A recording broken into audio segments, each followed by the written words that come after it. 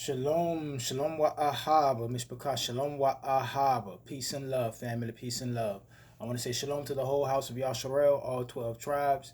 And I also want to say shalom to the sojourners, the Gentiles, and the foreigners, and all those who give thanks, honor, and praises to the Elohim, or God of the Bible, and his only begotten Son, Yahushua HaMashiach, to whom many of us refer to as Christ. Hallelujah. Mishpachah, as you can see by the title of this video, I just want to take the time and ask my people, so-called black people, Negroes, so-called African Americans, those of us in these divided states of wickedness. I just want to ask a couple of questions while we are entering into this election season, and these political parties are jockeying for position and jockeying for the so-called black vote, and majority of my people, 90% of them vote Democratic. You understand? And I want my people to start questioning their decisions. And are these decisions benefiting you? Because you know that they say that insanity is repeating the same actions over and over again, but expecting different results. You understand that, Mr. So I'm going to ask a couple of questions. And the main part of this question is, did black Democrats lead you down this road, or did white Republicans lead you down this road? You understand that, Mr. Was it black Democrats or white Republicans that got many of the things going on in our community?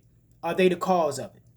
You understand that, Mr. Because so many people want you to go out here and just automatically look at the Republican Party like they're a bunch of racists or something. You know what I'm saying, Mr. I want you to start having a questioning attitude.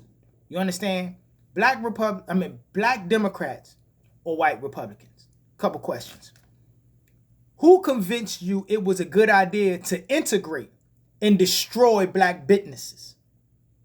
Black Democrats or white Republicans? Who convinced you the welfare system and removal of the black man from the household was a good idea? Black Democrats, liberal, left elitists, or white Republicans? To vote for Cricket Barack and Michelle Obama, who ended up legalizing gay marriage and didn't do nothing for the black community. Who convinced you that was a good idea? Black Democrats or white Republicans? Who convinced you to elect politicians that support gender foolishness being taught in our schools, along with CRT, critical race theory, which teaches our children that we are victims and that we are inadequate, and without the help of the so-called senatorial class of this society, we can't make it in this world? Who told you that that was a good idea? Who is in charge of every predominantly black city which has high taxes, low wages, high crime rates due to joblessness, and poor public schools? Who's running the cities? Who runs Detroit? Who runs Washington, D.C.? Who runs Chicago? Who runs Portsmouth, Virginia?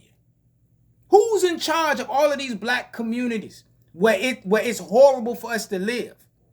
What Democratic party and who in that Democratic Party is in charge of Baltimore?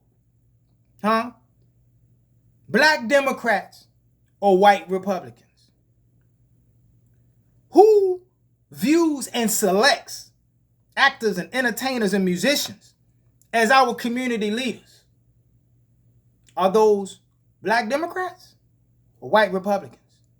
And you will see, Mr. Picardo, when you go and you answer each one of these questions honestly, you will see that it is the boule, bootlicking, bourgeoisie elite, those who are members of the Divine Nine and all these black fraternities and sororities and Freemasons and all these secret societies, and these people that work for the true white supremacists. The party of slavery was the Democratic Party. The party of Jim Crow was the Democratic Party. And the party that ruined the black community was the Democratic Party. Now, if this party was all about oppressing you, do you think that when it came to the time where they had to deal with competing for your vote, that they would just change their racist, manipulative, destructive ways towards the Israelites, towards the so-called Negroes, towards the so-called black man? Or would they modernize and adapt their ways in order to exhort the same control and exploitation of the so-called black community that they have been involved in since the glory days of cities like Charleston, South Carolina, which thrived on the blood of black folks. You understand that, Mr. Picard? Be honest with yourself and stop being caught all up in your emotions and stop listening to these bourgeois, bootlicking, boule leaders of ours that are leading you to the slaughterhouse and practicing white supremacy in blackface. And with that, Mr. Picard, I'm going to go ahead and get out of here. And always remember to keep the fire burning.